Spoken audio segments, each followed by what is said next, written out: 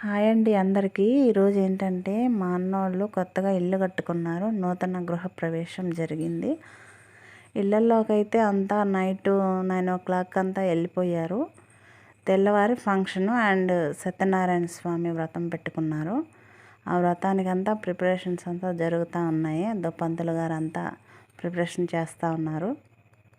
ఇంకొంచెం సేపట్లో మా అన్న వదిన ఇద్దరు వచ్చి కూర్చొని వ్రతాన్ని ప్రారంభిస్తారు. చూడండి కూర్చున్నారు, ఇద్దరే ఉన్నారు ప్రస్తుతానికైతే. పూజకి ఇంకా ఎవరు రాలేదు. పూజ అయితే స్టార్ట్ అయిపోయింది. పంతులు గారు అయితే పూజ స్టార్ట్ చేసేసి అన్న వదిన చేత చేపిస్తూ ఉన్నారు. అన్న వదిన అంటే మా ఆయన వాళ్ళ అక్క అండి, అక్క బావ. సో నాకు అన్న వదిన. అసలు పూజారి అయితే స్వామి ఉండే మండపాన్ని అయితే చాలా బాగా డెకరేట్ చేశారండి. పూలు, పండ్లు, పంచదార ఇంకా ఏం కావాలో అన్నిటితో చాలా బాగా డెకరేట్ చేశారు.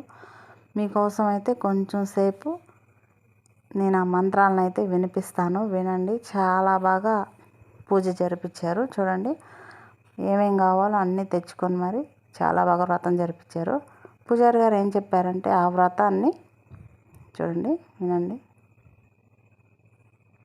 మామూలుగా పూజారి అయితే పూజ 3 గంటలు లేదా 3:30 గంట టైం పట్టద్దు అని చెప్పారు. అందువల్ల పూజలో ఎక్కువ మంది అయితే కూర్చోలేదు. ఎవరో ఇంట్రెస్ట్ ఉన్న వాళ్ళు అయితే కూర్చున్నారు. అంతసేపు కూర్చొని చూడలేమని ఇంట్రెస్ట్ లేని వాళ్ళు అయితే వెళ్ళిపోయారు. ఇంట్రెస్ట్ ఉన్న వాళ్ళు బాగా కూర్చొని వ్రతం అంతా అయిపోయిన దాకా ఉండి స్వామివారి ప్రసాదాన్ని స్వీకరించి మరీ బయటకు వచ్చేసారు. ఇకైతే పూజ అంతా అయిపోయినాక అందరైతే తినేసి బయలుదేరేస్తారండి. ఫంక్షన్ కానీ, పూజ కానీ, ఇల్లు కట్టడం కానీ చాలా సూపర్గా ఉన్నాయి. ఈసారి నెక్స్ట్ వీడియోలో అయితే మీకోసం ఇల్లంతా ఒకసారి రూములు కానీ, ఇంట్లో ఉండే ఫర్నిచర్ కానీ అంతా తీసి పెడతాను. ప్లీజ్ నచ్చితే లైక్ చేయండి, షేర్ చేయండి, సబ్స్క్రైబ్ చేయండి.